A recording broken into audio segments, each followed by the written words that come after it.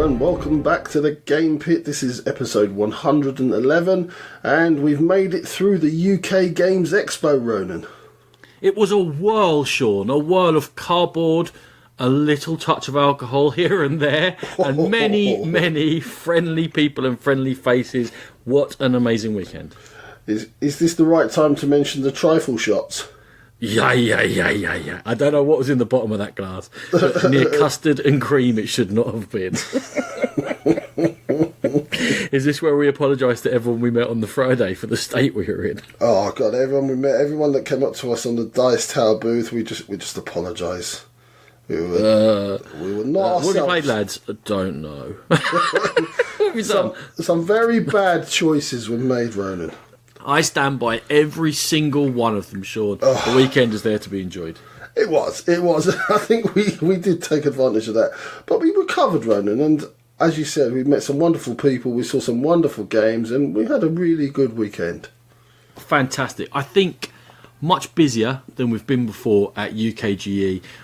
Possibly our preview show, which apparently lots of people listened to it. Okay, who knew?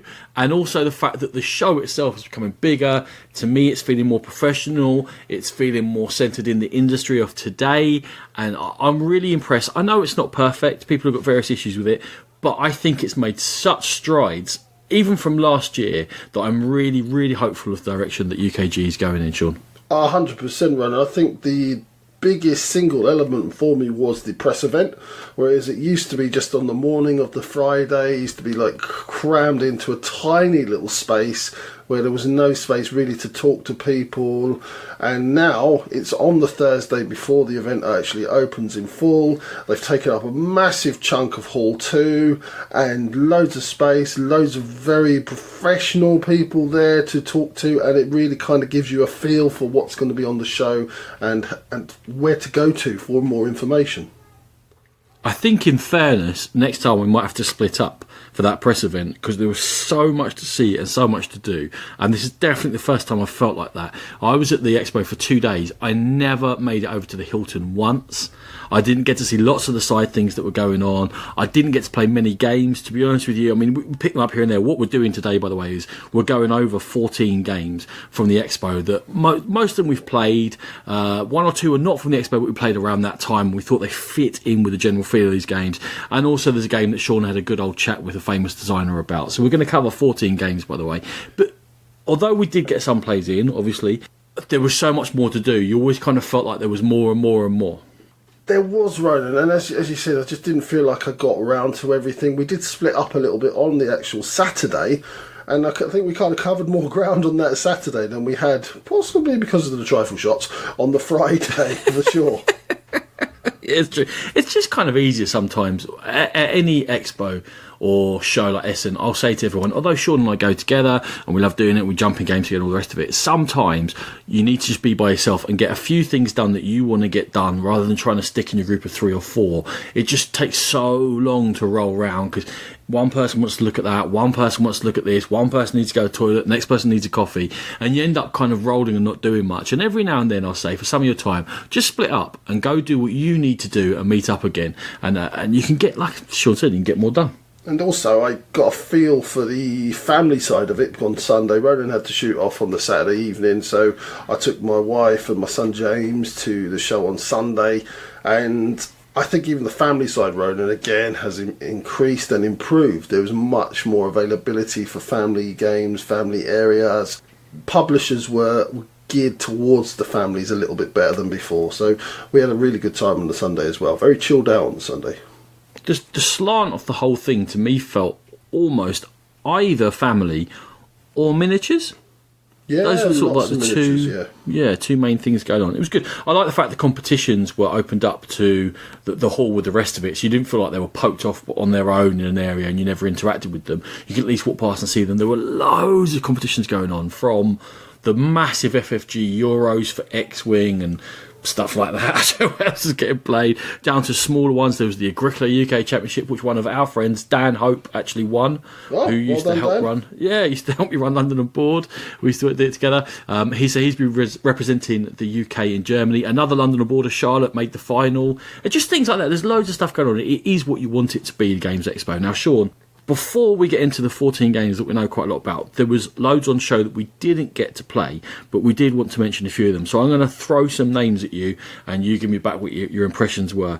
I'm going to start with Reef. We got a very brief look at. It's the follow-up from Plan B games to Azul. We didn't get much of a chance to really play it, but the excitement that it was there was kind of cool. I've got high hopes for it.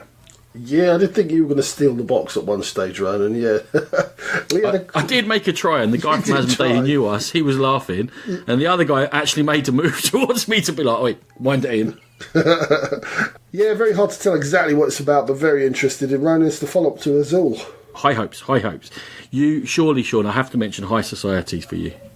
High Society, yeah, I'd never actually played the game before. Now Osprey have got hold of it and they've made it absolutely stunning.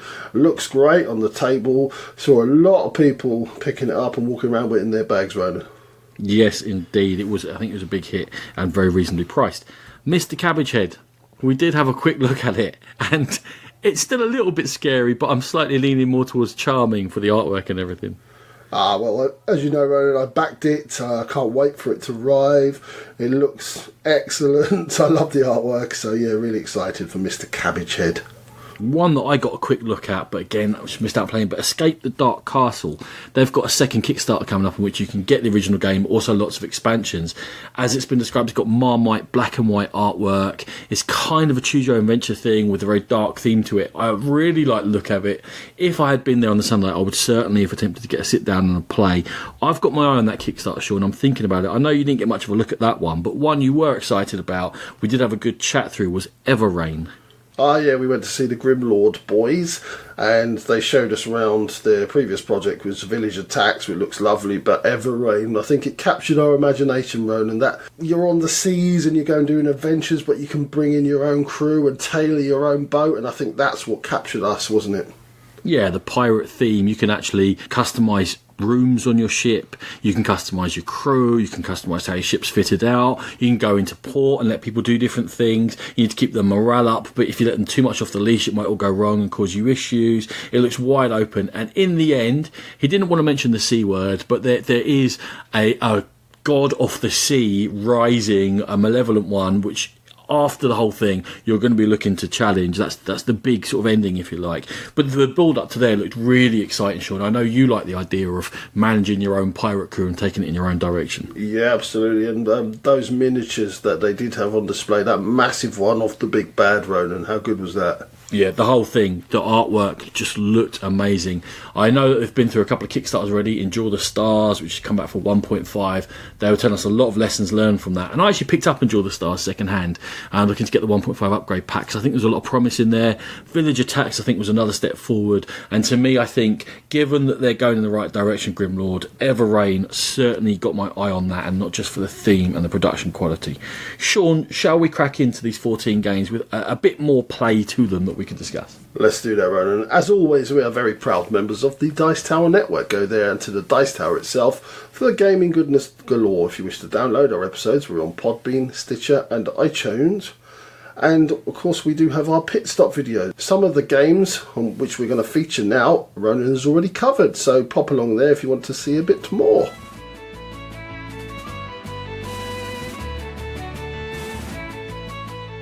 So we'll crack in. Carta Pyrrha Victoria from Remy, Amy and Ludenor. Not a release for UK Games Expo, but it's something I had been looking at since it was released, and we got to have a play of it, Sean and I.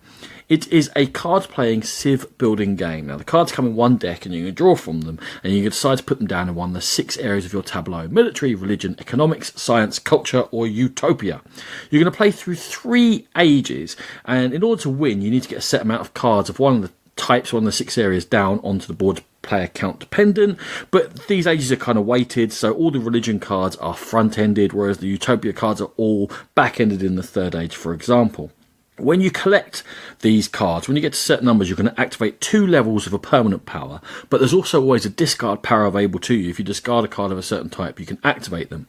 Now, it's all in these powers is where the gameplay is. For example, when you get to a certain number of cards in your military part of your tableau, you can start to cycle through your hand, discard cards and draw more, looking to go down a certain route. When you get a certain level of religion, you can increase your hand size, and you always draw up at the end of your turn, so your hand size is handy to have. However, if you discard a religion card, you get to take a hand of cards of any opponent, swap as many rounds as you want to, and hand them back again so that you maintain the same number of cards each. For economy, that's let you cycle cards from your hand onto the table, but if you discard them, you can force an embargo on someone and prevent them from playing a card of a certain type, maybe prevent them from winning or building up a power base. For Utopia cards, if you were to discard those, you can place them on another player, and that will up the number of cards they require in their tableau of a certain type in order to win the game.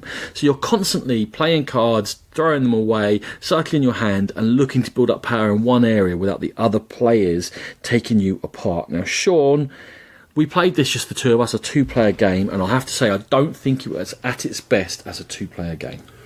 Definitely didn't feel that way, Ronan. I felt while we were playing it, we were kind of drawn down the avenues towards victory. You didn't really have a choice. You were kind of dependent on those cards coming out. There were obvious ones like getting more cards into your hand, and towards the end, Ronan, it felt like we were just prolonging. You had the slight upper hand, and I felt like you were always going to win the game, and I was just taking the odd card from you by weakening my deck, and I felt we were just prolonging the obvious. Yeah, I think if there was 3 or 4 players, it's kind of everyone's job to then stop someone who's got an easy win going on. The problem I find with that is that then you're really trying to lurk in the pack and choose when to strike, and whoever gets picked on the most is going to be losing. And the whole thing really felt very punchy, very take that, it's all about blocking each other. It wasn't very constructive, it was primarily destructive. I wasn't a massive fan of the artwork either. My final thoughts really are that I didn't really enjoy that first game. I would like to see it with more players.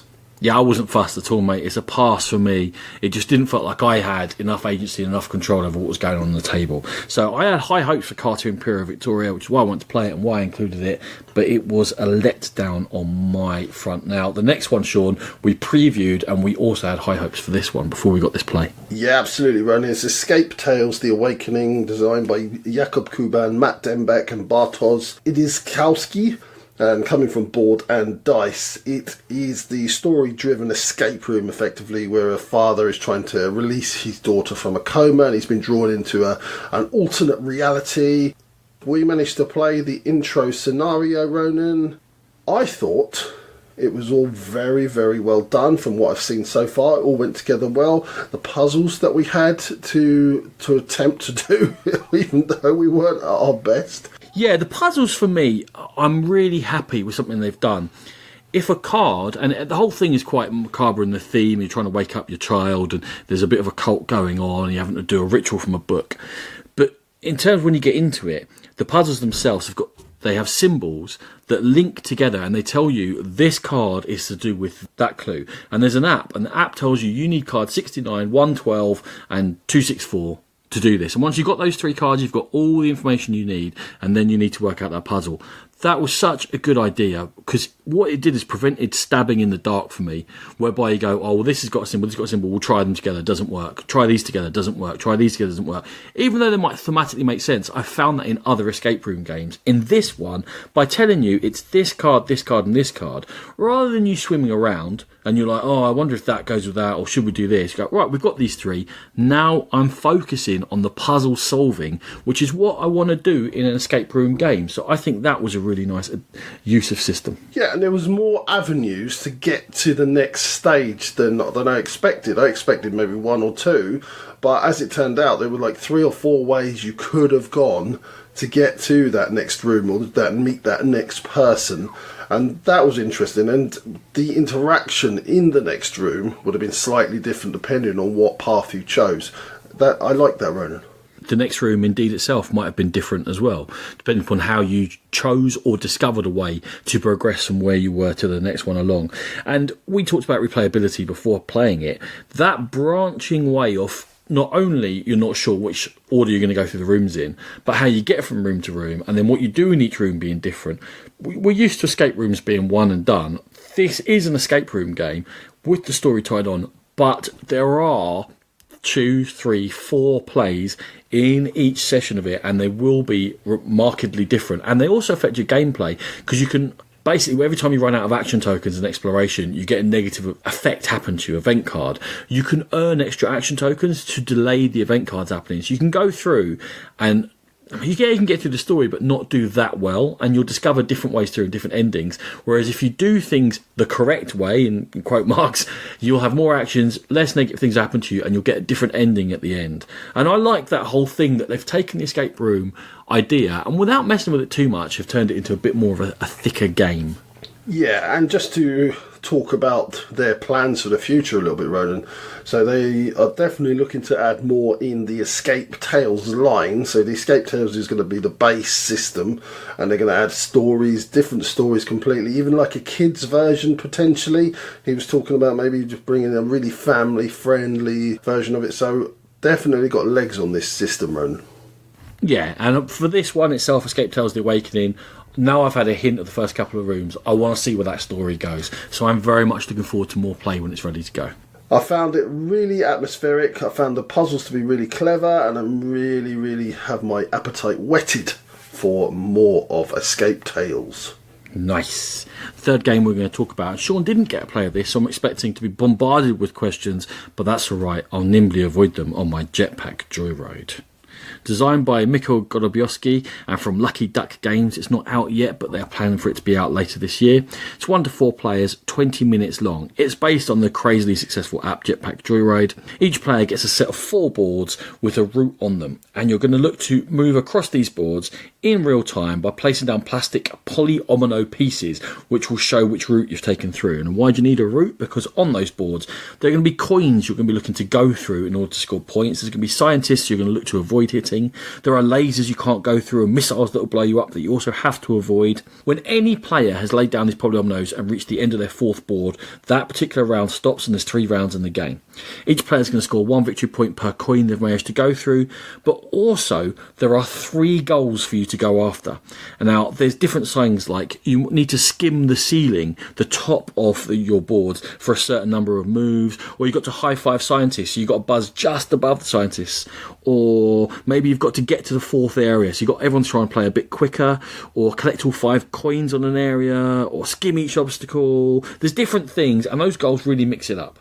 Also, after the first round, 4 gear cards become available, and the same after the second round. And depending upon how poorly you've done in the previous go, you get to reverse draft on VP and choose your gear cards. And they're going to allow you to do things like go through the missiles or lasers, or have a magnet for coins so you only need to be adjacent to them, not actually go over them, or get a head start and place 2 pieces before everyone else gets to go. There's all sorts of different ways of doing it.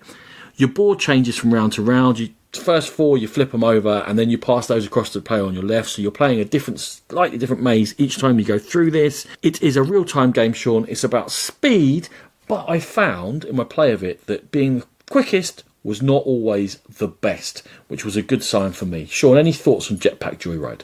Well, that wasn't the only game that happened in, Ronan, but we'll talk about that one later. Jetpack Joyride, Ronan, so I couldn't quite grok it from the description I read and from the pictures that I saw. Does the board show your map that you've got to follow and you've just got to get the pieces to fix, or do you overlay something once you've made your map? Is it kind of almost working blind? I couldn't quite grasp that.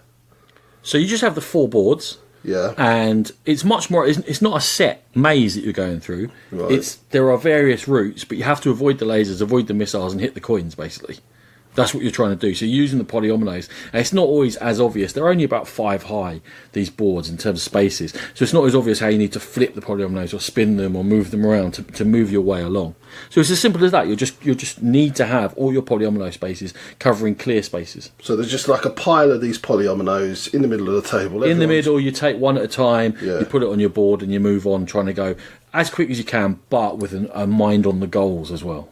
I'm not a big fan of the real-time Ronin, but I'm really struggling to see the game in this. I think it's going to be one I'm going to have to sit down and actually play, because the head's not seeing anything to appeal. Wow. Well, you're wrong, because it was really good. It was really fun. I wasn't sure, and I watched the game before I played it, and I thought, I wonder how much game is there. But the people playing it were having loads of fun. And there was a couple of kids and a couple of adults, and they all went, yeah, that was good. But you tend to do that from demos, and you don't want to be rude to people who are just showing you a game. So I sat down with Vincent from Lucky Duck and a couple of kids, and we played it, and we all had fun. And trust me, it was more to it than I thought. And the goals really mix it up. You're really then thinking, oh, I'm trying to get the top, but there's a laser in the way, so I move down. And then you're trying to, oh, those are the goals, but this is my gear. What other gear can I get? It's 20 minutes long, and I felt like I was constantly vying to go quickly or to score points. Because you can whiz through to the end and rush everyone, but it's very unlikely with the way they've placed the coins really cleverly on these maps. You kind of have to go around the obstacles to get to them. So if you do the straightest line, you're not going to score as many points as you could, depending upon how quickly you've rushed people.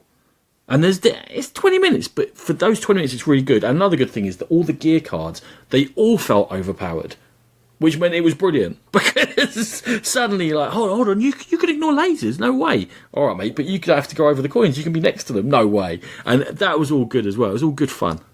Okay, well, I'll give it a go. I have a heavy bag of scepticism with me, but I'll give it a go. Okay, let's make clear that's because you hate real-time games. Absolutely. For what it is, This is a really good game for a 20-minute real-time filler based on that theme. A really good way of using that IP. I was very happy with Jetpack Joyride. Sean.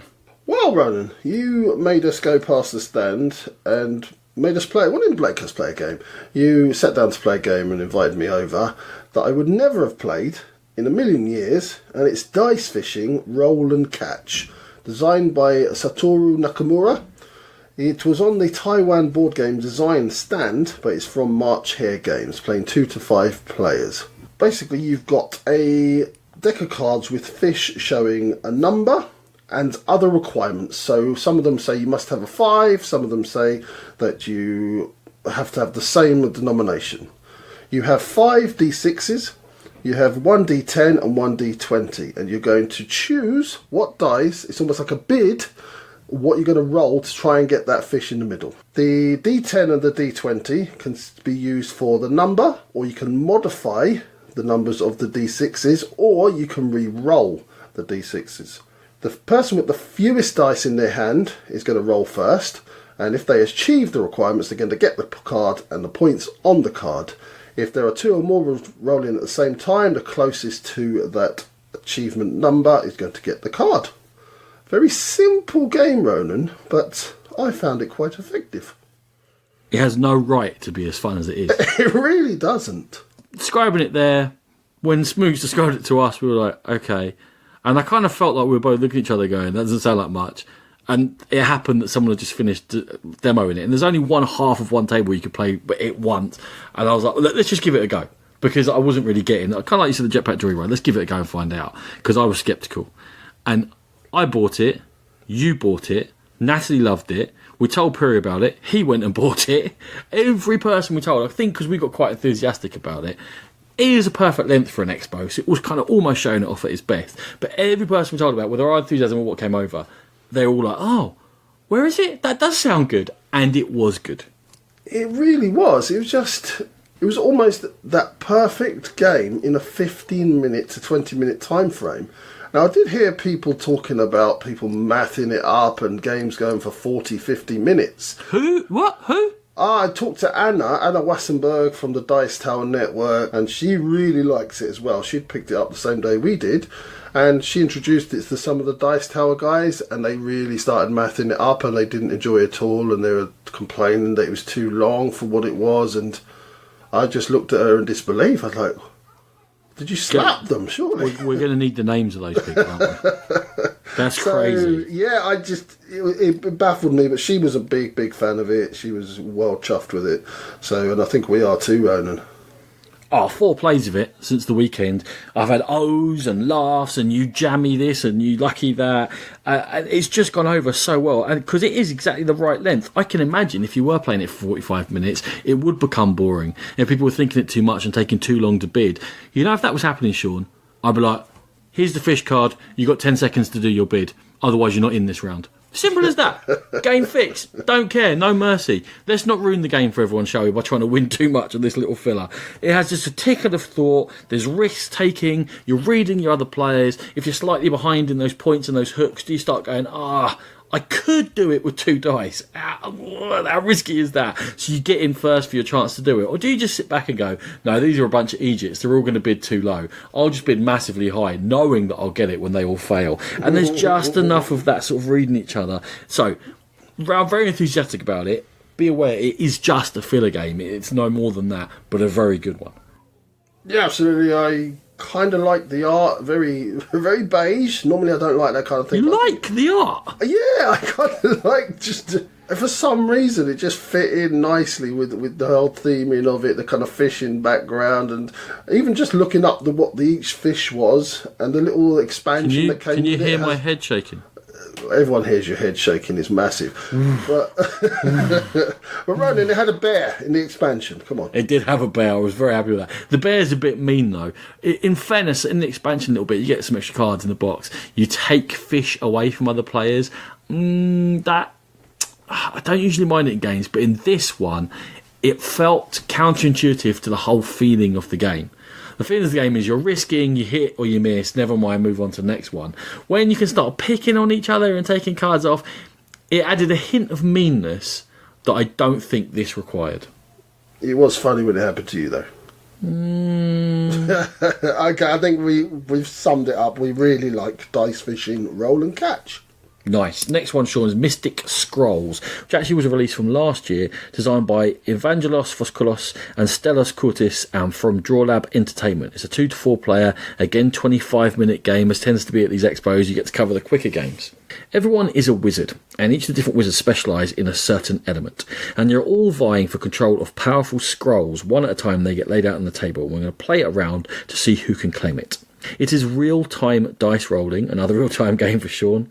You roll your own set of 5 dice. You have a set of spells in front of you. You can re-roll at will, but when you've matched all the symbols on a spell, you can take those dice out of your own personal pool, put them on the spell, and it will activate at the end of the round. You then get to draw replacement dice from a shared pool of dice in the middle. It's player number dependent, and then roll 5 dice again until you've matched a spell again, put them on, and so on and so forth.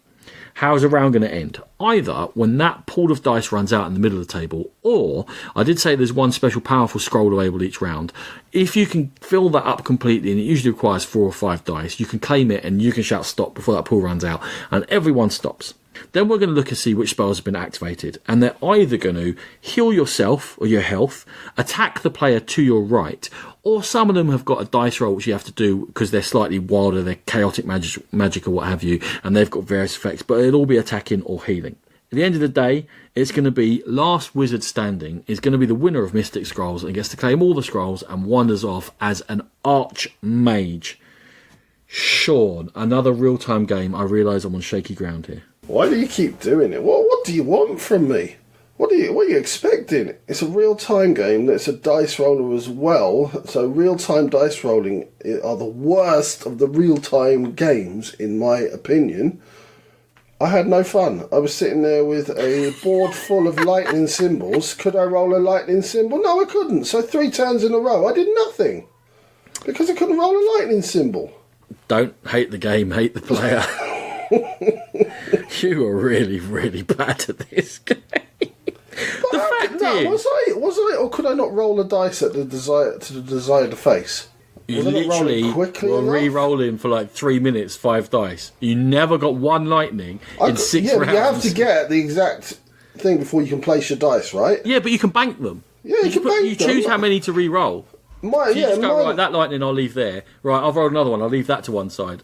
Yeah, and I was going for a specific card, had 3 lightning on it. Right. Going for a specific card will be your biggest mistake. Because what I've written down here is, I like the fact that there was more than one card to aim for.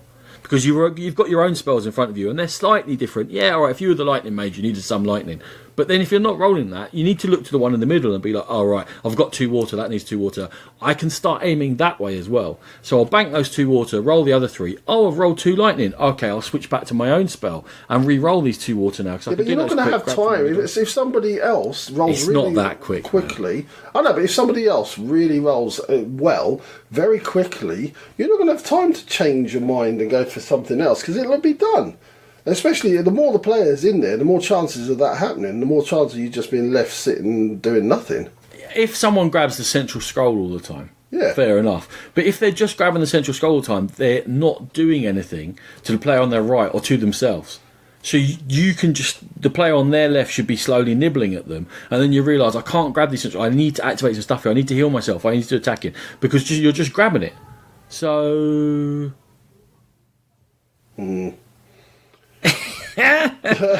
Listen, for what it is, I mean, I hate like Escape, Curse of the Temple, and all those types of games. So yeah, is it any worse or better than them?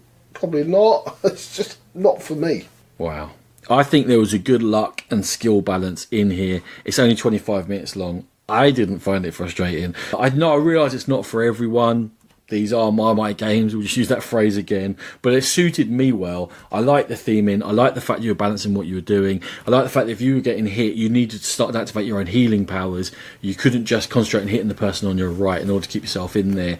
And it worked perfectly well for me. I think it was a good game. And that's Mystic Scrolls. The next game from me is Pyramid of the Penguin. It's from Marcel-André Casasola Merkel. And coming from Brain Games. This is a reworking of a 2008 game called Curse of the Mummy, but this one is set, if you like, in the ice cool world with the penguins. The game theming is there's a bunch of adventurers and they're trying to break into the penguin's lair to steal some treasures and get out before the penguin manages to catch them. The board itself is set up very much like battleships, with that divider in between two sets of players. On one side you've got the player who's been the penguin, the other side is player or players that are going to be the adventurers trying to get that treasure. And the board is magnetic, and your pieces are magnets that sit onto the board, and the board depicts a maze in which the treasures are dotted around. So on the treasure hunters go, they're going to roll 5 dice, and there are going to be numbers or arrows appearing. If they get an arrow, they can move all the way in one direction until they hit an object. If they get a number, they can choose to take whatever number they choose and move that amount of spaces along the maze. Now, the penguin player is going to then go, and they've got 1 die, but when the adventurers are rolling, they can roll a penguin symbol. Yeah, I'm sounding like Benedict Cumberbatch. It sounds like I'm trying to say penguin, but getting it wrong. Have you ever heard him say penguin? Penguin. So, it's not Benedict Cumberbatch, okay? I just want to let everyone know that. I think the resemblance is not there. Uncanny. Just So if the adventurers roll the penguin symbol, that dice then gets set aside and added to the penguin's roll when she rolls her dice. As you move along, you've got to take more and more risks, and you're increasing the penguin's move, and if you ever want to take those dice back, the penguin gets to interrupt and then make a movement in between your go before you go yourself. So it's almost like a double go for the penguin. If she should catch you, you have to hand her a life token. You've got to get 5 treasures before she catches you a certain amount of times, and that's the game, Ronan. So, Sean, you got to play this one. I did not. You kept it for Jamesy, all fair and goodness. Yep. It very much, there's a novelty to the components with that two-sided thing where you're moving around and they're coming to get you. How did the novelty work? Was it gameplay or was it just a novelty? I think there is gameplay there. I think that it seems a little bit twisted in terms on the favour of the actual penguin, because you do tend to roll those mummy symbols or those penguin symbols, and they do get some big goes. And when you take a treasure as one of the adventurer, the penguin knows exactly where you are. So if one of those double goes should happen around that time, there's a good chance that she's going to catch you. The theatre, however, seeing that mummy moving around the board after your characters is really good. My boy absolutely loves it. He loves being the penguin and just catching us and being quite weirdly savantish in terms of he'll go up one way and just decide, actually no, I want to go back down there, and you'll be hidden behind him. Like, dink, oh. It's got that escape the tower sort of feel to it then. Yeah. Whereby the kids enjoy being that evil and chasing you down. It's like the thrill of playing chase or tag or whatever you want to call it. That running. Kids love the thing of being chased and being, I'm going to get you on, and being on either side of it. So that definitely, I think, appeals to a younger audience. The tension in there, though, you say there's tension. Is it at the right level? Does it feel dangerous that you have to take a risk, or does it feel inevitable you're going to get caught? I think you could really game this one up, and you could work as a team and kind of all hover around your Should we targets. ask Anna about this? Yes, maybe the Dice Tower crew should have a game of this just to see how long it takes. We'll just keep on dissing them for the rest of the episode. Yeah, why not? Why not? I'm their favourite man anyway, so it's all fine. You are their new favourite after taking Tom and Z on a little trip onto the underground disused stations. Yeah, I am quite marvellous. Should we move on? Sycophant.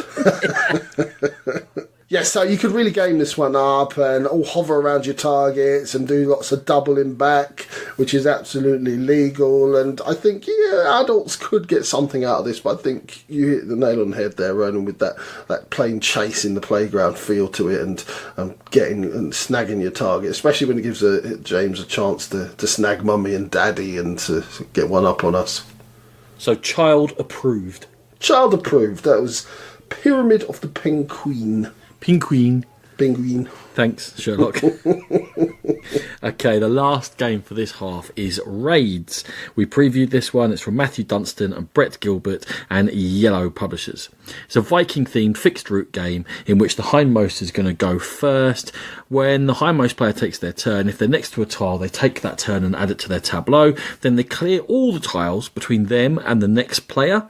Then they have a decision to make. They're going to move on, and there are two types of spaces, those you stop in and those you don't. But you're going to choose one of the spaces to stop in. If there is another player there, you start a bidding war with them by playing in one Viking. They then have to pay 2 of their Vikings out in order to stay there. Then you have to pay 3 to kick them out, and so on and so forth, till someone quits and moves on.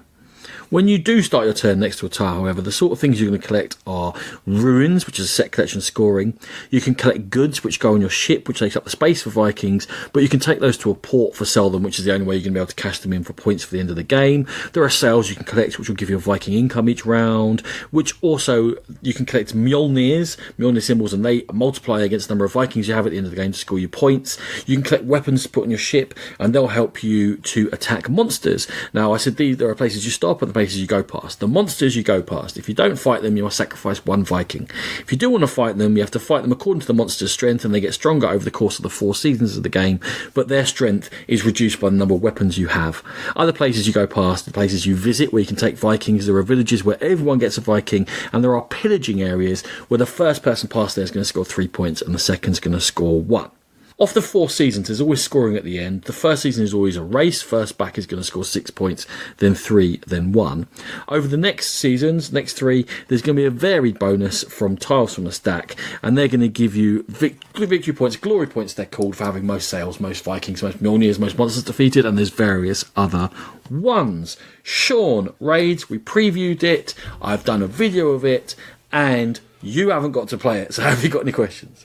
I do have a couple of questions, Ronan. Looks on the surface very light. How long does it take to play it, and is it actually light?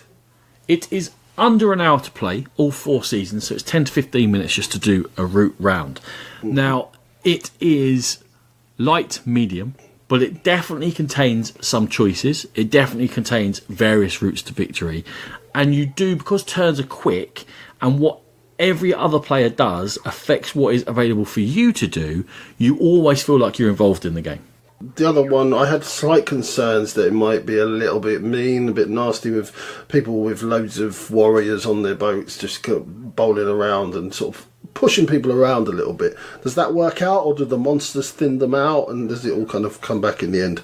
I'm going to tell you a shocking story. Go. I was the most aggressive player in our game, and I lost.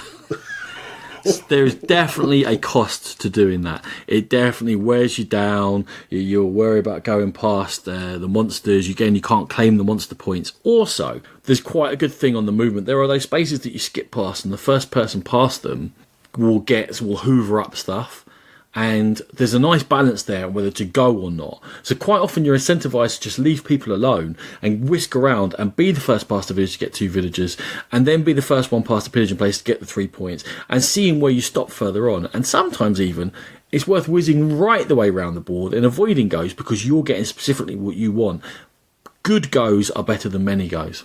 And the hoovering up of the tiles, you can't just walk around like, I don't know, in other games like this where you just pick up everything left behind. You can't do that. That's a real clever mechanism they've put in. Okay, so for me, I really want to play this one, Ronan. I was really on the fence when we did our preview of it, and I should have had more faith in Matthew Dunstan, who I generally like his games. So, yeah, I'm really looking forward to playing this one, Ronan. This is a very much a yes to finish this first half for me, Sean. Only one play so far, but free player, we greatly enjoyed it. It's been requested again already, and I can see Raids getting a few plays yet. So, thank you everyone for joining us for this first half. Very short break, and we'll be back with 7 more impressions of games from UK Games Expo 2018 very shortly.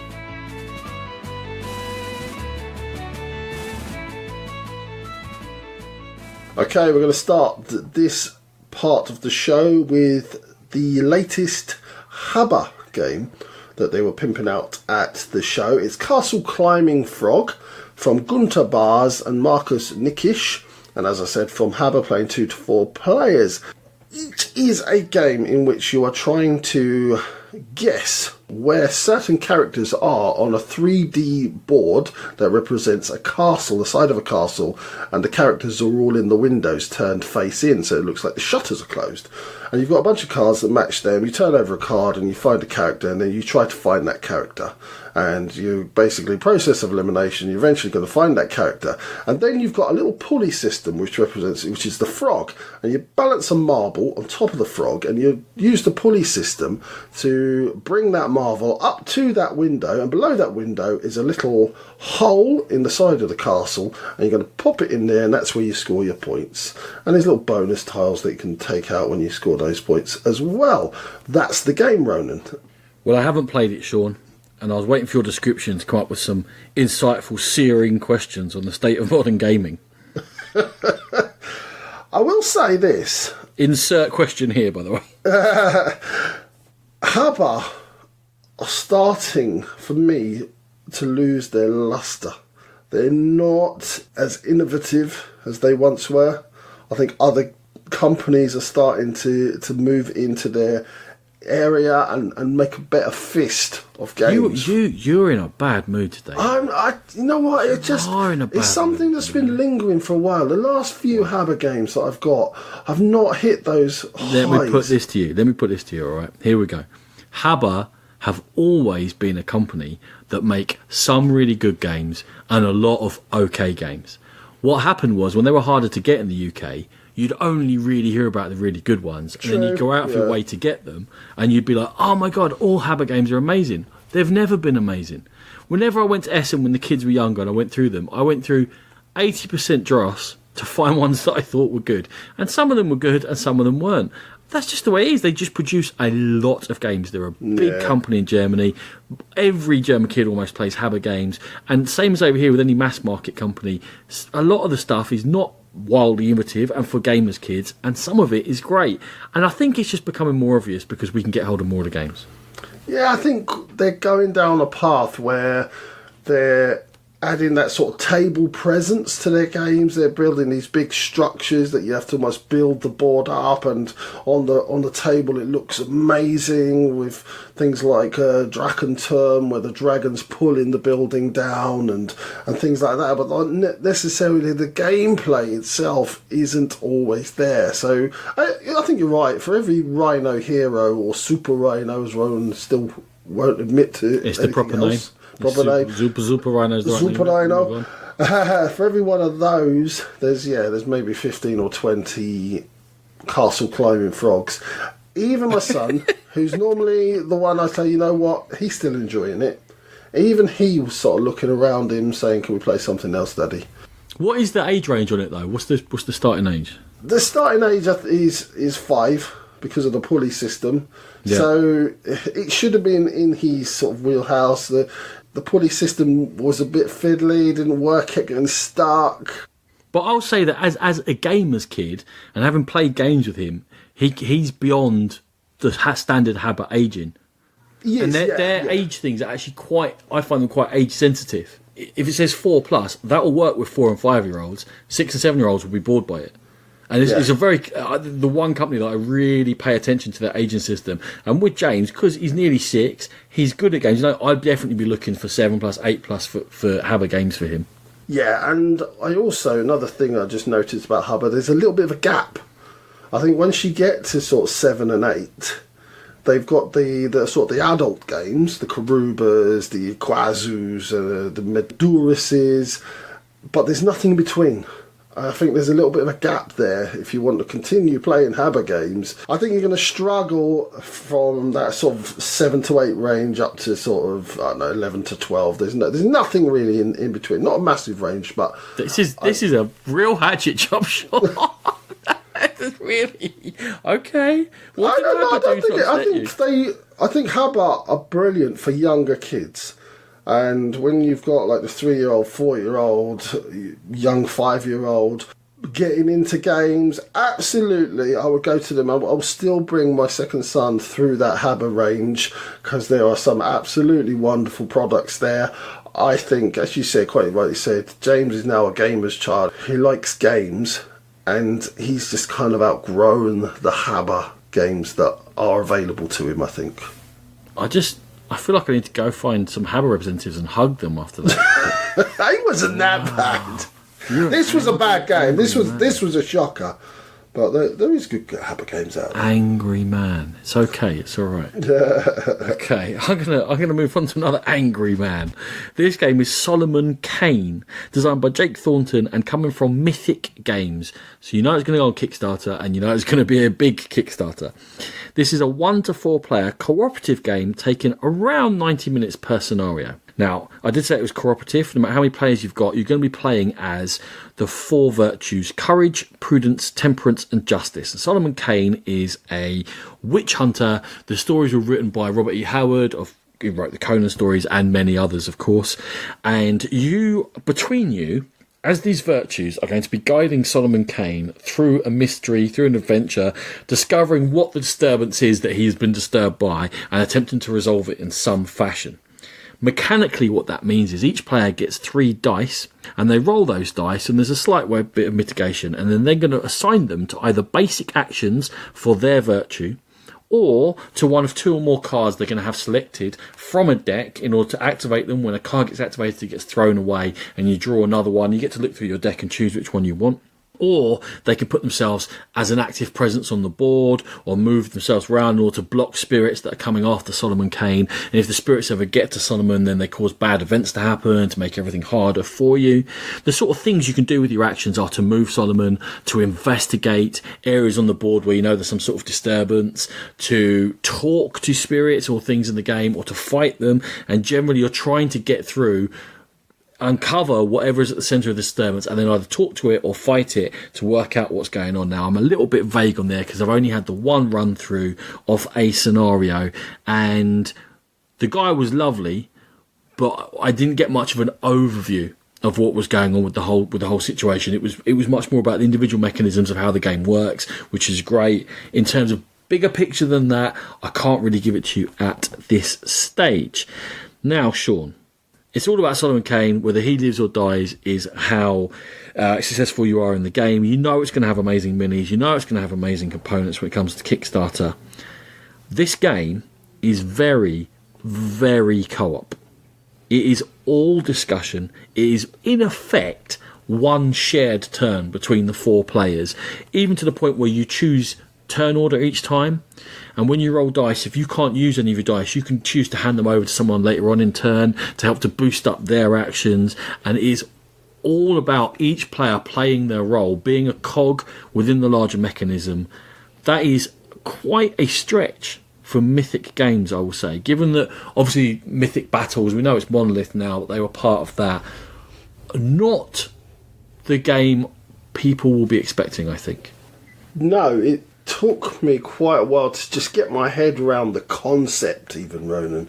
Just you've got like the courage and etc., and you're kind of all pushing this one character in different directions, and it's almost like a pulley system where you're kind of making sure he's going in the right direction for the group and doing the right things for the group. And as you said, you've got to be really talking about every single facet of every single move. So yeah, very different direction. It's one I just can't get my head round completely until I actually have a game of it, but very brave for them to move in this direction. Yeah, I think so too. I think that one of the things that's going to come out of this is, especially 4-player, you get very frustrating individual turns because the dice that you roll, the symbols, you have to activate powers. It's a bit like Mystic Scrolls that we talked about. And instead of having re-rolls, you just have your one roll and a possible flip and a mitigation, and then you either can activate the powers in front of you or you cannot. If you're playing with 4-player, you can have players have turns that basically they do nothing, or the powers they've got left in their deck, they don't match what Solomon Kane needs to do at this second. So it might be a case of, let's say you went before me, and you were planning on moving Solomon Kane, and then I chose exploration powers so that I could explore the token you're moving to. And if your turn didn't go well, and you haven't moved them, and then I look at it and I've got no move powers, because only a couple of them have got a basic move power, I've only got explore laid out, and I'll roll my dice and I'm saying, well, he's not in a space to explore, I can't explore. All I can do is hand dice on to people later on in the turn and hope they can make something out of it. So your turn can be a duff, and that can lead to the next person's turn being a duff. And to me, it seemed very much more of a 1 or 2 player puzzle that you're working out together so that the turns can go quickly and you're getting engaged more often. Because let's say a player takes a fight on their turn and then they're starting to have a fight with what they're doing.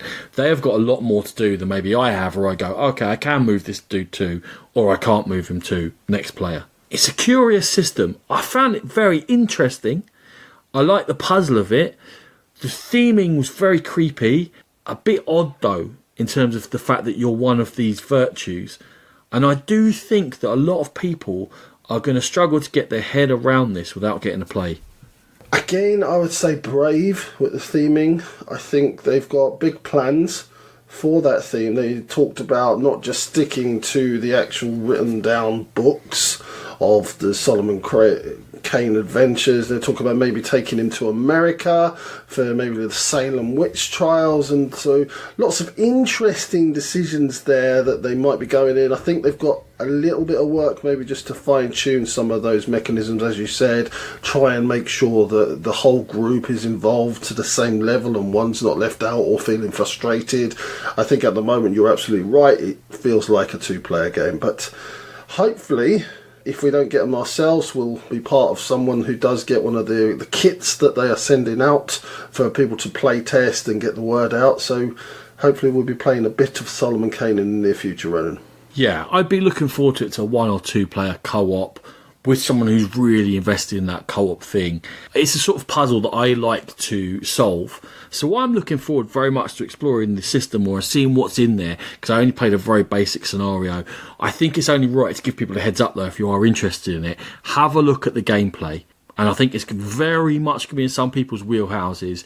It may not have the mass appeal of certain other big mini games, but for me that's no negative. I like the fact that they've branched off in a brave direction. So that was Solomon Kane. Sean, you are going to talk about an upcoming minis based game release that is also generating lots of buzz. Although Solomon Kane as of today is number 1 on the hotness list on Board Game Geek, so there you go.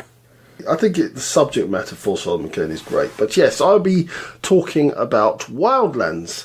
Now, this is designed by Martin Wallace, and unfortunately Ronan had to shoot off on the Saturday, and Osprey Games, who it's coming from, were only able to get Martin to talk to us on the Sunday, so I had to do it on my own. Well, poor old me got to talk to one of my favourite designers on my own. Oh, it's a terrible life, Ronan. Are you okay? I'm okay, I survived. You're a good lad, you're very brave. What I'm going to do is just really go through what myself and Martin discussed. Sometimes we branched off a little bit, but the project started over 2 years ago, around about the time that Tree Frog started folding. So a lot of the projects now, he said, are games that he was sort of bringing into, put forward as Tree Frog games, but then obviously the company folded and he still had these designs and other companies were able to pick them up, and obviously Osprey Games has picked up Wildlands. Now, there are other games at the moment that he's attached to. He's had the Arrival at Essen last year. Lincoln has just been kick-started. And I did say to him, was this sort of a case that you just had these designs knocking around? He said, not really. It's just, it was the fact that sometimes these things come like buses and they come in batches. So one of the things Martin said was that he wanted people thinking right from the start, in that even the setup had a massive implication on the game. And the way he's done that is he's put numbered cards in, and you're going to each get a certain amount of these numbered cards, and they're going to state where you put your players, where you put your player pieces, and where you put objectives for other people. So right away you're thinking about, where do I want the objectives for the other people, or maybe bring them through some of my forces, set up traps. But then you've got to hand over half of those cards to them. So you've got to be very mindful about what you're handing over, because you don't want them to then do the same to you and put yourself in bad position. So right, even just from the setup, you're thinking about how you're going to be playing the game. You've got 5 creatures or beings in your party, in your skirmish party. Now, every card can be used in multiple ways. They can be used just as a card themselves, or they can be used for a special bonus for a particular character. And there's multiple bonuses for each of the characters on these cards. So when you use a card, you're getting rid of other actions and you're not doing those actions. And the card hand management is another thing that he said was integral to his design for this, is that, yeah, you might want to just spank all your cards in one go, but you're only drawing up 3 a turn, and your next turn is going to be super light, and maybe the turn after that is going to be super light. So you've got to almost get engines going where you're getting cards into your hand and you've got to be sparing of what you use. The factions all play differently. He's got one that has a huge tank, and it has lots of smaller characters that just basically act as cannon fodder and irritate. There's another faction that all work together. If they're in the same area, they all kind of work off each other. What Martin said is he had so much fun designing the different factions, because there's going to be more and more and more coming. In general, he said that this was the most fun he's had designing the game in a long time, and primarily because of those factions and just thinking up weird and wonderful ways that they could work together and how they integrate with the other factions. As I said, terrain is going to play a big part. You can hide behind things. There's going to be scenarios, and Martin actually said that out of all the designs he's done in recent years, he's the most proud of this one. Now, whether he's just because the Osprey guy was leaning over his shoulder at the time, I don't know, but he genuinely seemed into this game, Ronan. And having you sat down with him, with a copy in front of you and chatted to him, how excited are you about the game, Sean? More and more. It kind of brought that Martin Wallace feel, where it's not just a skirmish game. There is a lot of cleverness about it. He talked about one scenario. There's little pockets of cover, and all the objectives are out in this sort of barren wasteland, and there's no cover there. So it's almost like you've got to make a dart to get the objective, bring it back to your cover, but obviously while you're doing that, everyone else is going to be trying to pelt you, and it's choosing your moment to do that, and just very clever things like that that made me think, you know what, I could see where you're going, the different uses of the cards, the card management, thinking, you know what, yeah, that's a great use for this card. But there's 3 other great uses for this card. Oh my god, what do I choose? It's got that Martin Wallace twist to it. Well, Sean, both your and Martin's enthusiasm for Wildlands are coming through there. It's definitely something I'm going to keep my eye out for. I think Osprey, we've got a lot of faith in them as a publisher, so you're just building my excitement for it. Yeah, so the last 2 things I did talk to Martin about were the playtesting. And in this particular game, he went out to a cottage in the country. I couldn't ask if it was New Zealand or the UK. I assumed it was New Zealand. And he brought a load of his friends and some people from the industry out, and they all sort of spent a few weeks just literally playing this one to death and just concentrating solely on designing this game. And we did talk about Osprey as well, Ronan, and the design sort of standards that they bring to the table. And I likened it myself to almost like Tree Frog. Tree Frog, yeah, they might have had their problems, but their product was always of a standard, always had those nice wooden components. The artwork was always on point, and you could tell it was a Tree Frog product. I think to a certain degree Osprey do the same, and it's definitely an Osprey product, and their design standards are very high. So I think that's a nice match for Martin and Osprey. So that's Wildlands from Martin Wallace and Osprey Games. Lovely. Thank you very much, Sean. And what a treat to be able to talk to Mr. Wallace himself, you lucky boy. Okay, the next game we've got is Picocco, designed by Adam Porter, published by Brain Games. This is a trick-taking game, but it very much has got a twist to it. You're not just attempting to take tricks, you're actually attempting to score for bids you make for each of the players in the game on how many tricks they're going to take each round out of the 8 available. Now, the reason that it's different is that you can see all the cards in play apart from your own. Each player gets a hand of 8 cards and puts them with the backs to them inside a peacock, and the backs of the cards look like peacock feathers, and it looks like 4 or 5, 3, whatever peacocks sitting around the table displaying their cards proudly. The way each round goes is that once you've seen everyone's cards, apart from your own, you're going to bid with bidding tokens, and you choose one player at a time, starting with the start player, and all the other players bid simultaneously from closed fist, open out and say, that's me, I've bid on you, and so on and so forth around the table. Then everyone gets a chance to bid on themselves, with only the knowledge of what cards they can see, and how many people have bid on them. Once all that bidding's done, each player plays a confidence card in which they say, I am sure that my bid on this particular player is correct. It could be themselves.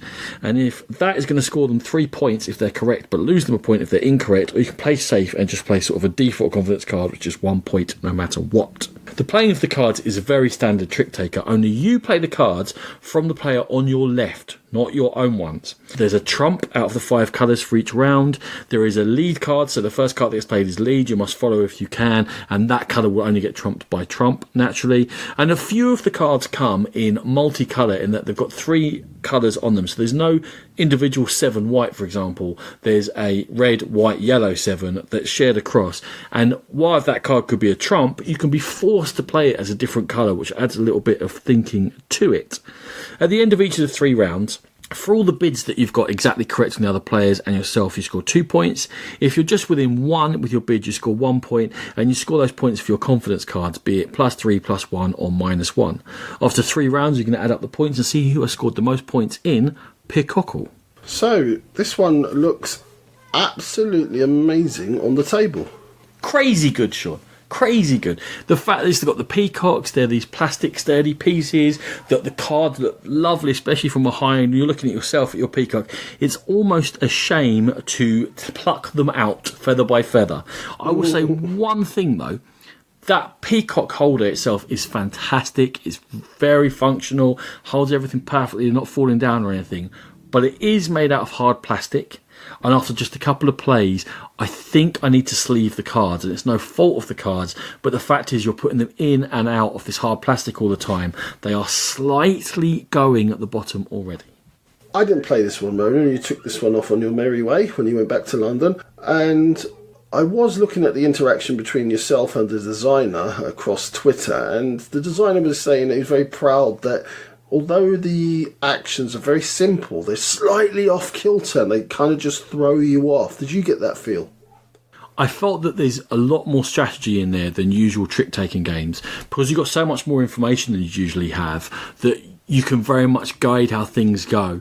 And every card played, you know, kind of influences what's left. And you can see, especially when you're leading, you can see if I play that card, it's going to drain that card and that card out of that player's hand because they have to play them. They're forced to by the lead. And you don't know what you've got, which can always put the twists in.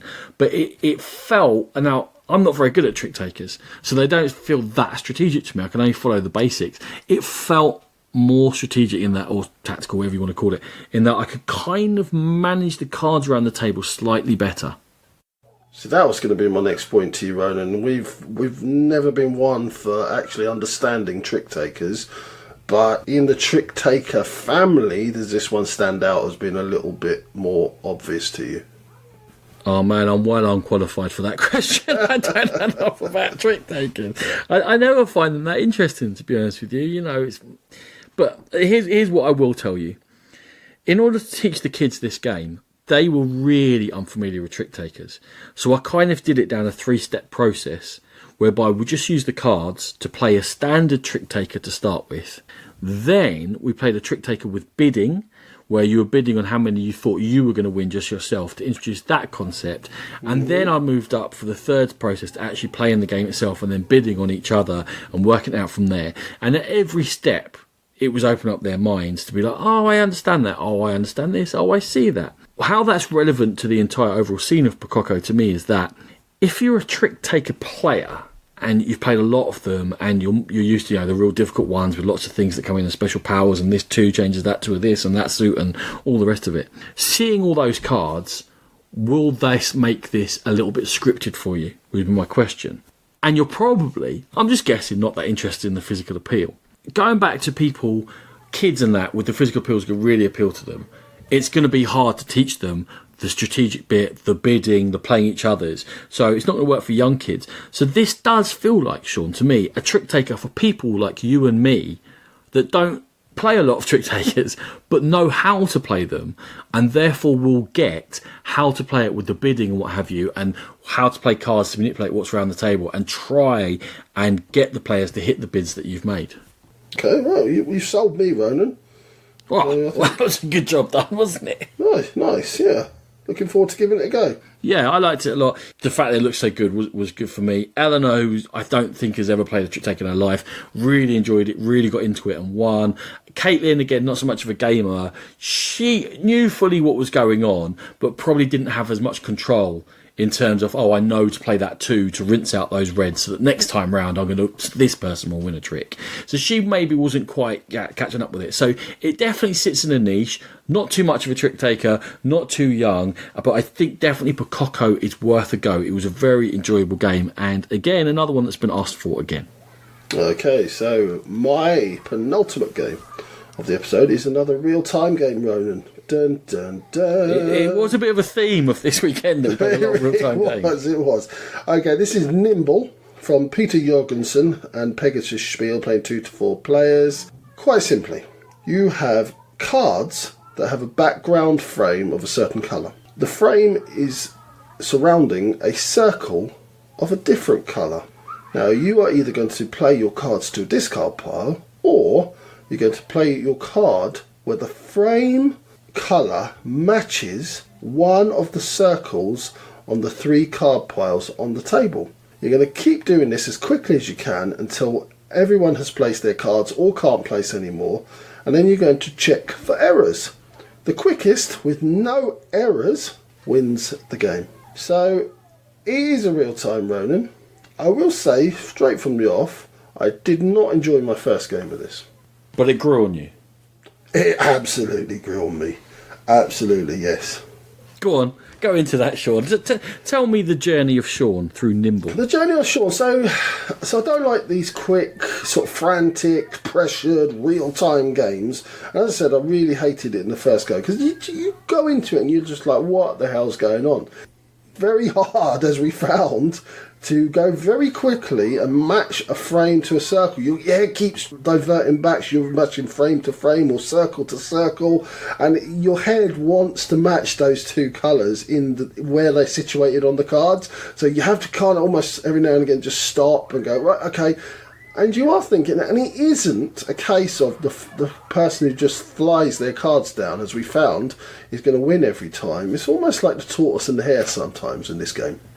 You're just talking about me, aren't you, and how many mistakes I make? I don't think anyone's ever made that many mistakes. Did you get any right? I did. I panicked a little bit. It got a bit snotty and a bit teary. There was one run where I had 4 cards in a row in the same pile, all wrong. And if you'd asked me, I'd have bet my house that I put those down correctly. I don't know what happened to my brain. I've played it subsequent to playing with you guys. Every game, people have made mistakes. And you think, how hard can this be? And they're not rushing, going crazy, playing willy-nilly. You can see them thinking, putting the card down, take your hand off, and you, obviously, because I was teaching it a couple of times, I was looking at them going, you've placed that wrong. No, I haven't. Yeah, you have, look. How did I... What? I put a beige on a purple. What was I doing? I don't know what you were doing. It's your mind going back. It's your mind wants you to place frame to frame and circle to circle. And you have to constantly be thinking, no, frame to circle, frame to circle. I've said it's like a combative puzzle. When I'm playing it, I definitely feel like I'm solving a puzzle that's ongoing and is quick. Almost like a video game feel to it, or an app feel, where because there's pace to it, but you're making a decision and you're trying to react quickly to it. But other people mess with you, and just as simple them playing a card could trigger someone else playing 2 or 3 cards, another card, and suddenly you're like, and then the part of trying to remember what's in your discard pile, so you can work back through it, and then of course you know what's on top of your deck, so you can work back through that, and there's enough thinking going on, and trying to be quick, but trying to be accurate. I really enjoyed it. And the frustration I felt in it was self-frustration, Sean. I was never getting annoyed at the game. I was getting annoyed with myself. We played, obviously, Natalie was playing with us when we first played it, and she was actually very good at it, but you've got to stay on it. It's not a very long time frame, like 3 or 4 minutes, but you've got to stay on it, because if you let your mind slip just once, it costs you the game, as we found with Natalie. She was banging down those cards 100 miles an hour, and 99% of them were right, but there's that one was like, well, you've lost the game, because old Muggins here was just, oh, that one looks right, okay. 4 hours after everyone else finished, in waddles the tortoise and wins the game. Ice cool focus, Sean. Or just go really slowly and don't make any mistakes. Equally valid. I did the pit stop for this. It's about, I think, 65 or 67 seconds long. And I thought, as I was filming it, because it's very unassuming, it's not massively attractive of a game, it's only 60-something seconds long for the entire overview. I was like, people are going to underestimate this game and dismiss it. I think we'd have dismissed it if Peter at Pegasus hadn't been so kind as to give us a copy. We almost dismissed it anyway. We went, oh, come on, let's give it a go. A surprise hit. It's definitely a surprise hit for me, because I don't like real times, and I quite like this one. And also, if you actually start paying closer attention to the art, which I never did at first, I just saw the vague box in the periphery, but it's all about, like, one deck of cards is based on Around the World in 80 Days, another deck is based on Pinocchio and literary classics, so there's actually some really nice artwork in the actual pattern of the cards. So, funny little game that has hidden depths all around, Ronan. So, yeah, that was Nimble from Pegasus Spiel. Lovely. And for the second last game, penultimate, if you will, of this episode, I'm going off UKGE, Sean, but that's all right, because we've been talking about games that come out in the last 12 months, really. And I just wanted to throw this in, because I played it over the weekend, just after we got back from UKGE, and it kind of fit in this theme of quicker, shorter games. This one's a co-op. It's Fast Forward Flee from Friedman Freeze to Spieler and Stronghold games. It's for 1 to 4 players, 90 minutes along to do a full whack through of it. You can definitely play it shorter than that, and you will initially, because you will fail. Okay, so these Fast Forward games, the idea is it's just a deck of cards in a very small box. You open them up, there's no rule book, and you learn the rules as you go. And this is the second one that I've played of these, having covered Fear previously with Eleanor. In this game, no matter how many players are playing of the 1 to 4, you've got 4 characters: Lewis Carroll, the Mad Hatter, Alice and Tweedledum. One of them is going to start with a monster. They are going to be the 4th player in turn order. If ever you start your turn and you have the monster card, then the whole team has lost the game, and there's no way ever of getting rid of the monster card out of the game. It's always going to be with one of the 4 characters in the game. On your turn, you play a card, and you're going to start with just one card in front of you. You do whatever it says, you put it in the discard pile, and then you draw another card in front of you, and play moves on. The way this works, obviously, is that you're always trying to prevent it from being the player with the monster's turn, because as soon as it starts their turn with a monster, you've all lost the game. It's a group puzzle. And you're going to be using these cards in order to do things like change the turn order, to bounce it around from the player who's got the monster, to skip their turn, to swap cards around. Things like permanent powers start to come into play, so that each player now suddenly maybe have 2 cards in play, or different things. And I don't want to give too many spoilers away talking about this, because obviously you want to work through the deck yourselves, but I have to give some. There's stuff like slow cards, where you play them once, they turn around, the second time you play them they actually come into effect and give you something good. There are bonus cards which you can use at any point to do the same things like skip turns, move around, keep the monster from being the next player's go.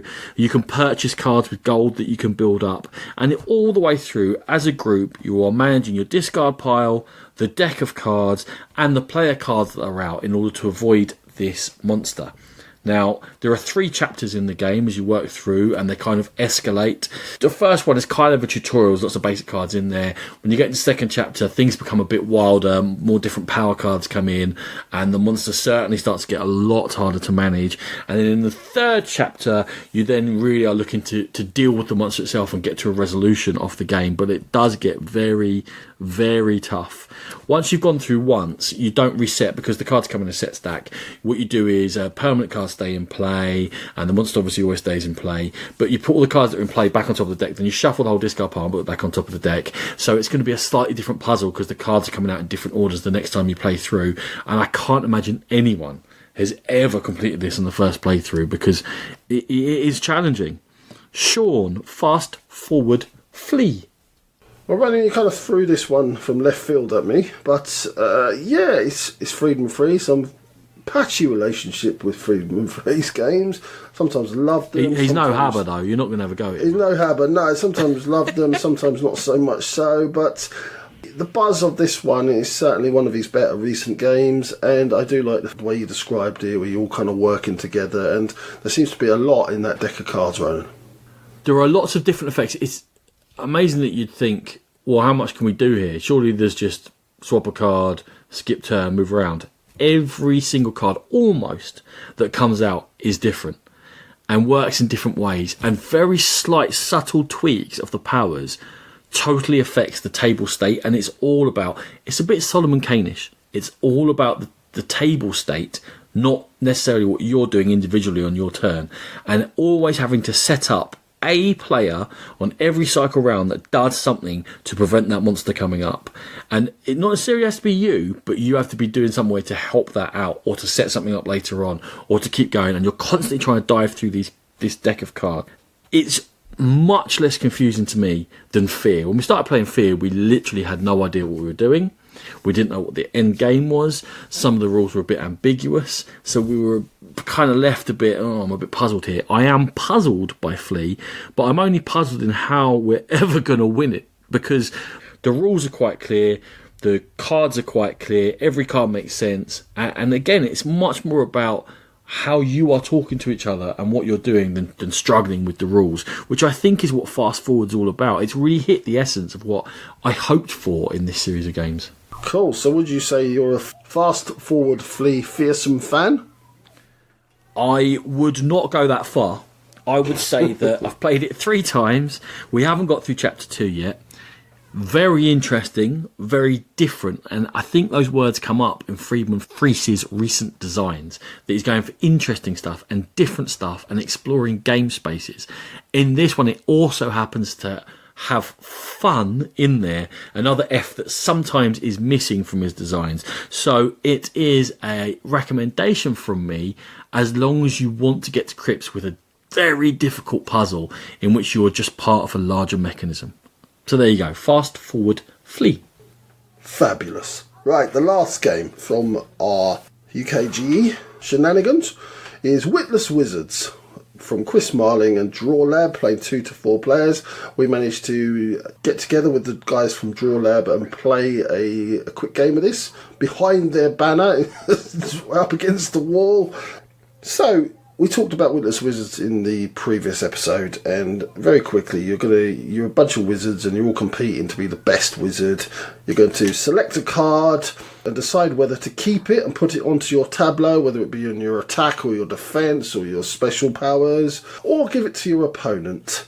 If you give it to your opponent, then you're going to get the next card. If you keep it, then you must give your opponent the next card.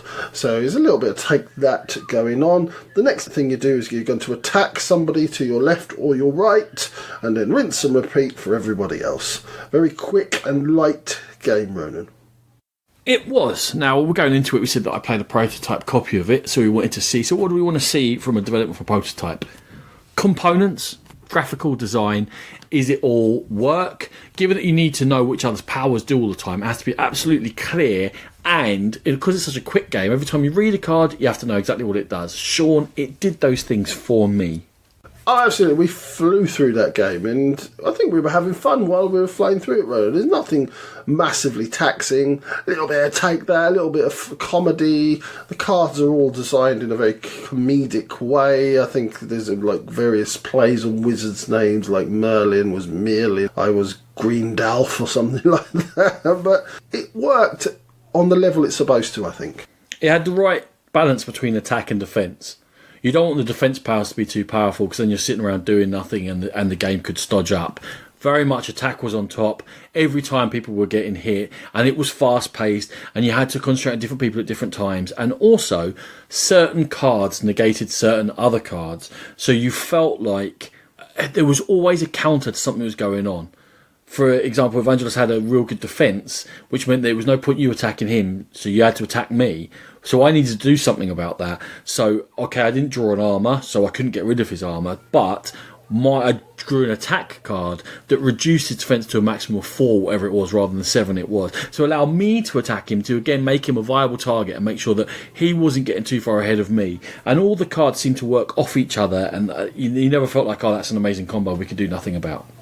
Yeah, and you never had that combo, even if you did have an amazing combo, because you'd inevitably, somebody would give you a card that would just take away that amazing bit of armour, and you never had that armour for long, you never had that sword or that axe for long, so it was completely changing all the time, and in a very short time frame, I thought it did the job very well.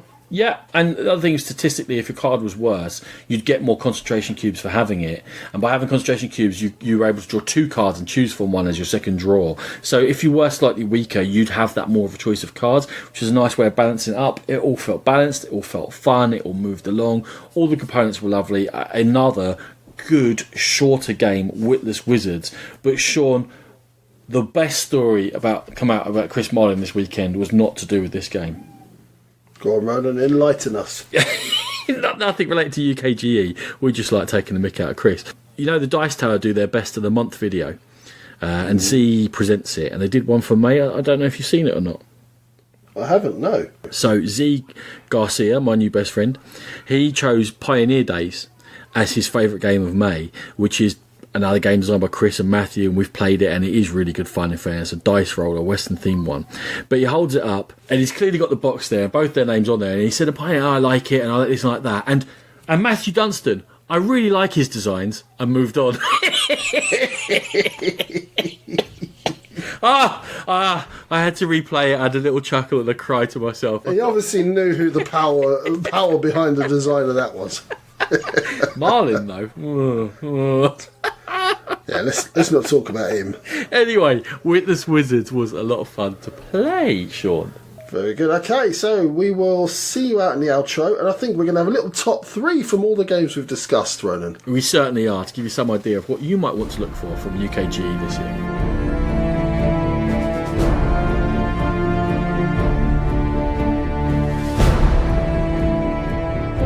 Sean, 14 games and other mentions in there. Probably more than 20 games gone over from UK Games Expo. What a cornucopia of fun. Cornucopia, nice word. Yeah, we managed to squeeze them in under 17 hours, which is better than we usually do. Do you remember we were going to be snappy? Yeah, that never quite materialises. Let's not worry about that. Let's just move on. We've promised these good folks, for their patience and forbearance, a top 3 of... And again, these are just brief recommendations. We haven't played any of these games to death. But Sean, I'm sure you've got a dazzling number 3 for us. Dazzling number 3 because of speaking to one of my designing heroes, Martin Wallace. It's Wildlands. No, I haven't played the game, but I'm very excited about it, and Martin has sold it to me, and he assures me it's good, so he wouldn't lie to me, right?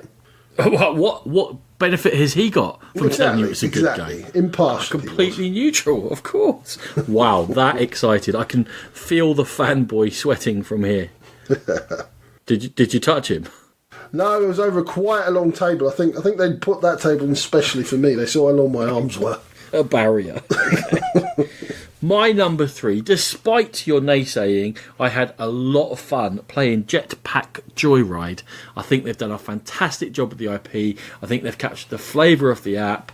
I think that you're doing really more than enough thinking for the fact it's a real-time game and the speed at which you need to play, and that good play is going to beat quick play every time. I'm very much looking forward to the upcoming Jetpack Joyride. I've got my sceptical face on. I will joyride that off. I don't know what that means, but I'm going to do it. Do you go? Okay, so my number 2 is a game maybe you didn't play the most of, but definitely got a taster of it. It's Escape Tales: The Awakening. Really, really enjoyed the taster session that we did have with Board and Dice, and really looking forward to seeing the finished product. So I didn't put it in my top 3 only because I didn't get a full play of it in, and I've got full plays in of these 3, so it felt a little bit unfair. But I very much enjoyed the taster, and for potential, yes, I'm very excited by Escape Tales. So I am fully throbbing in anticipation for its release. Do you want to change that word? No. Please don't leave throbbing in. I'm happy with throbbing. Okay, my number 2, I have got a funny feeling, is probably your number 1. So I'm going to let you say your number 1, and then I'll edit it if I'm wrong. Okay, good man, good man. Editing is the friend of the bad podcaster. So we know. We know all about that. So mine is my biggest surprise of the show, and the game I've most enjoyed is Dice Fishing. We all bought a copy, played it so many times since then, still enjoying it. Very simple, but very good. Yeah, that was my number 2. I was pretty sure on that. A surprise hit, like I say, unconvinced at first explanation, one play in, and we were down with it. And I think you're actually going to see it from a very small print. I think you're going to see it spread more and more, because everyone that seems to play it seems to big it up as just as a filler. It's not going to change the world, but really lovely filler. So Sean, my number 1 is, I think, the game you probably most want to get played, and it's Raids. The game from Matt and Brett and Yellow. I wasn't 100% sure beforehand. I did think it was going to be a treasure. I still think that you need to check out the combativeness of it. I think it's perfectly acceptable level. It is punishing to yourself to go for it, but sometimes it's worth it. Getting in the bidding war just feels so punishing. What I did like is that actually usually you're cruising around with not that many Vikings, and if someone has got 1 or 0, you can actually go, oh, I can take that off them. Is it worth it to me to be mean to them? And that is a real judgment call. And again, it's always going to cost you something to do that, which I like. I like the fact that you can't just wander around behind and hoover up all the resources or tiles that people left behind. There's a lot of clever design choices in there. It's beautifully presented, and it offers the satisfaction of a decent game in 40 to 45 minutes. Very good. Okay, so I hope that has given you guys some indication as to maybe what to go out and give a try to. And moving forward, Ronan, we've got some more episodes up our sleeve. Yes, 100, episode 100 is still... doesn't exist. It's episode still there. 100's a lie. Dan Hughes, it does exist. I promise you. You can leave us alone on Twitter now. I promise you it's there. We made a couple I'm beginning to doubt that I even recorded it, Sean. It's going to seem like a bit Rosemary's Baby going on over here. But did that really happen? Have I recorded it? So we made a decision because of the UKGE, and we had to get these episodes out quickly. We bumped it again, but it is ready. It's good to go. It will be the next one in line after this one, I promise. There'll probably have to be some sort of future Sean coming in before the episode just to explain some of the things we talk about. But cool, it's all good. I think it's a decent episode-ish. I don't want to listen. Yeah. We know your thoughts. You're wrong.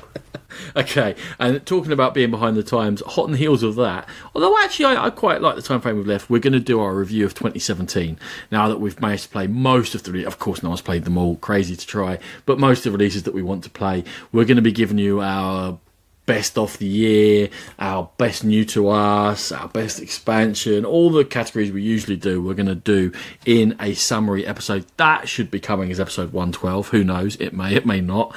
And then, Sean, we might get back to doing some long form reviews. We've got a Vault episode in the works. Who knows? Who knows what else might happen? Indeed. Okay, shall we let these good people go, Ronan? We should. Thank you very much, Sean. Thank you very much, Ronan. And thank you very much, everyone, for listening. Oh, and for pit stops of a lot of these games, please do head over to YouTube, because I've covered them over there. And you know, it'll be nice to see your views. Okay, as always, we are very proud members of the Dice Tower Network. Go there and to the Dice Tower itself for gaming goodness galore. If you wish to download the podcast, we are on Stitcher, iTunes, and Podbean itself. We have social media accounts. We have a Twitter account at GamePit Podcast. We have a Facebook page and an Instagram page. If you wish to contact us, our email is thegamepitpodcast@gmail.com, and another great way to come and interact with us is on our Board Game Geek Guild. We have our YouTube channel, where, as Ronan said, we have pit stop videos of some of these games featured in today's episode and many, many more. Thank you very much for listening. Music by E. Arrow.